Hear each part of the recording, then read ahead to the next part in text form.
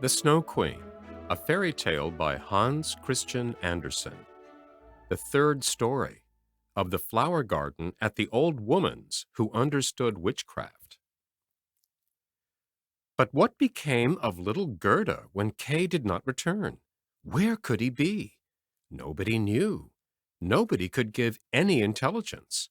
All the boys knew was that they had seen him tie his sledge to another large and splendid one, which drove down the street and out of the town. Nobody knew where he was. Many sad tears were shed, and little Gerda wept long and bitterly. At last she said he must be dead, that he had been drowned in the river which flowed close to the town. Oh, those were very long and dismal winter evenings. At last spring came with its warm sunshine. Kay is dead and gone, said little Gerda. That I don't believe, said the sunshine. Kay is dead and gone, she said to the swallows. That I don't believe, said they. And at last little Gerda did not think so any longer. I'll put on my red shoes, she said one morning. Kay has never seen them, and then I'll go down to the river and ask there. It was quite early. She kissed her old grandmother, who was still asleep, put on her red shoes, and went alone to the river. Is it true that you have taken my little playfellow? I will make you a present of my red shoes if you will give him back to me. And, as it seemed to her, the blue waves nodded in a strange manner. Then she took off her red shoes, the most precious things she possessed, and threw them both into the river. But they fell close to the bank, and the little waves bore them immediately to land. It was as if the stream would not take what was dearest to her, for in reality it had not got little Kay. But Gerda thought that she had not thrown the shoes far enough out, so she clambered into a boat which lay among the rushes, went to the farthest end, and threw out the shoes. But the boat was not fastened, and the motion which she occasioned made it drift from the shore. She observed this, and hastened to get back. But before she could do so, the boat was more than a yard from the land, and was gliding quickly onward. Little Gerda was very frightened and began to cry, but no one heard her except the sparrows, and they could not carry her to land. But they flew along the bank and sang as if to comfort her. Here we are! Here we are! The boat drifted with the stream. Little Gerda sat quite still without shoes, for they were swimming behind the boat, but she could not reach them because the boat went much faster than they did. The banks on both sides were beautiful, lovely flowers, venerable trees, and slopes with sheep and cows, but not a human being was to be seen. Perhaps the river will carry me to little Kay, said she, and then she grew less sad. She rose and looked for many hours at the beautiful green banks. Presently she sailed by a large cherry orchard, where there was a little cottage with curious red and blue windows. It was thatched, and before it 2 wooden soldiers stood sentry, and presented arms when anyone went past. Gerda called to them, for she thought they were alive, but they, of course, did not answer. She came close to them, for the stream drifted the boat quite near the land. Gerda called still louder, and an old woman then came out of the cottage, leaning upon a crooked stick. She had a large, broad-brimmed hat on, painted with the most splendid flowers. Poor little child, said the old woman, how did you get upon the large rapid river to be driven about so in the wide world? And then the old woman went into the water, caught hold of the boat with her crooked stick, drew it to the bank, and lifted little Gerda out. And Gerda was so glad to be on dry land again, but she was rather afraid of the strange old woman. But come and tell me who you are, and how you came here, said she.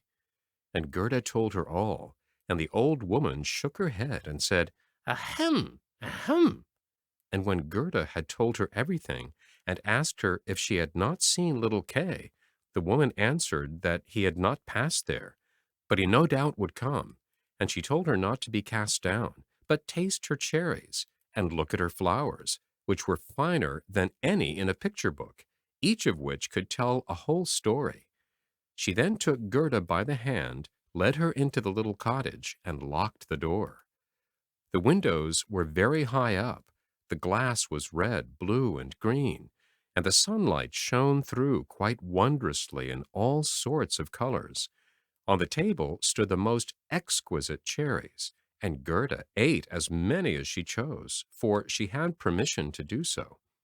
While she was eating, the old woman combed her hair with a golden comb, and her hair curled and shone with a lovely golden color around that sweet little face, which was so round and so like a rose.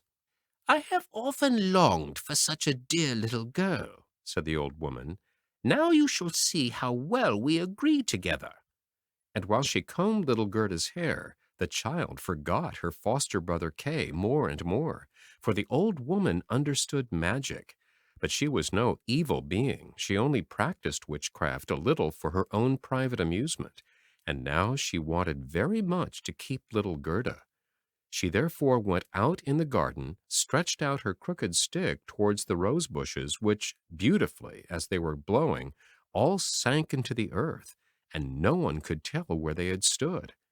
The old woman feared that if Gerda should see the roses, she would then think of her own, would remember little Kay, and run away from her. She now led Gerda into the flower garden. Oh, what odor and what loveliness was there! Every flower that one could think of, and of every season, stood there in fullest bloom. No picture book could be gayer or more beautiful. Gerda jumped for joy, and played till the sun set behind the tall cherry tree.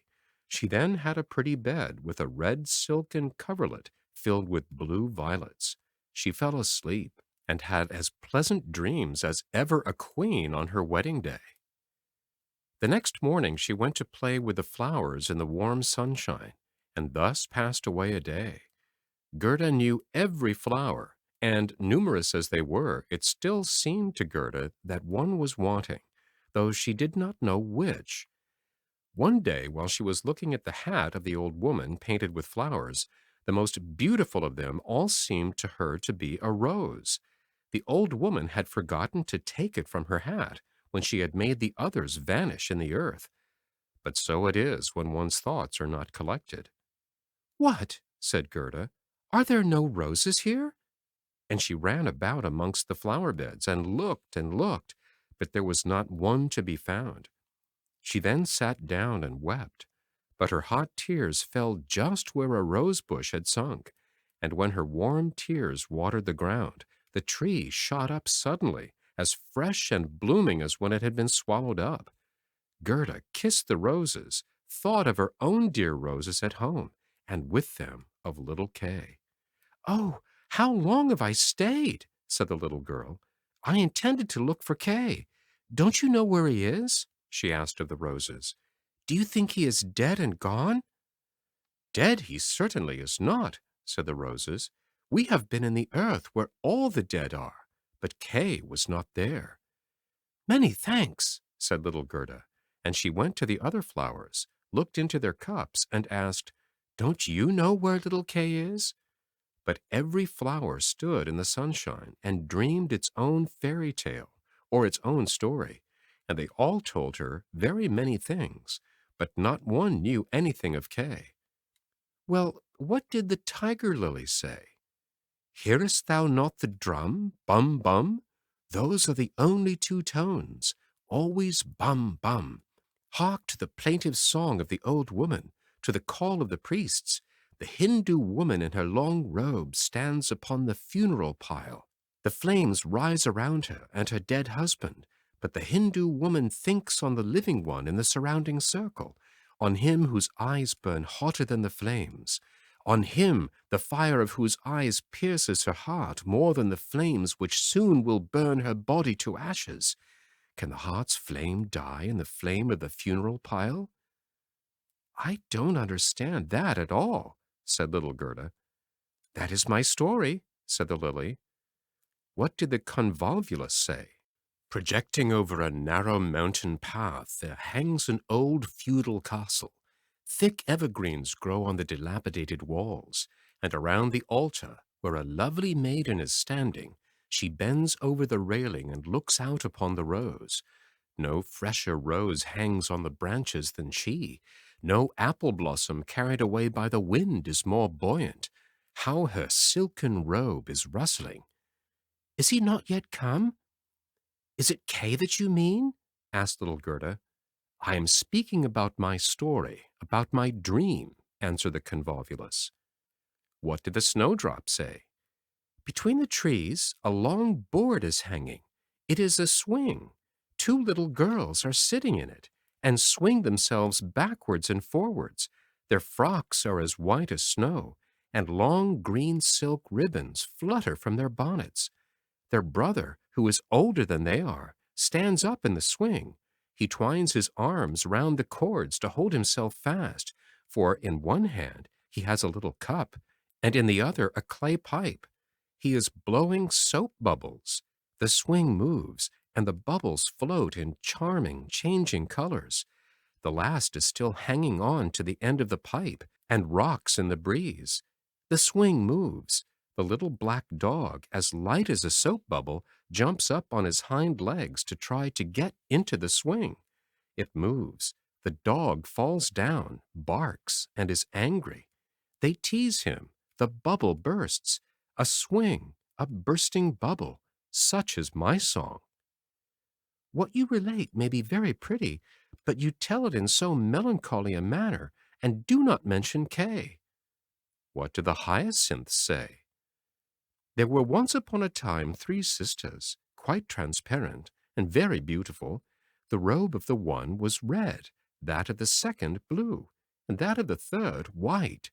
They danced hand in hand beside the calm lake in the clear moonshine. They were not elfin maidens, but mortal children. A sweet fragrance was smelt, and the maidens vanished in the wood. The fragrance grew stronger. 3 coffins, and in them 3 lovely maidens glided out of the forest and across the lake. The shining glowworms flew around like little floating lights. Do the dancing maidens sleep, or are they dead? The odor of the flowers says they are corpses. The evening bell tolls for the dead.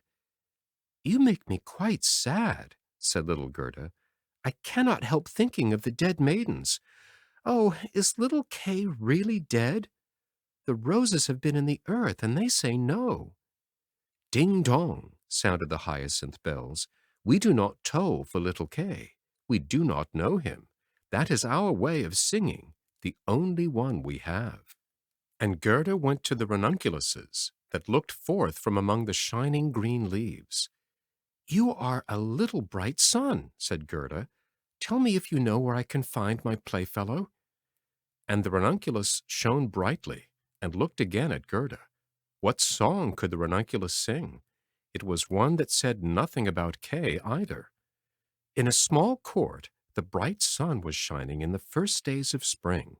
The beams glided down the white walls of a neighbor's house, and close by the fresh yellow flowers were growing, shining like gold in the warm sun rays.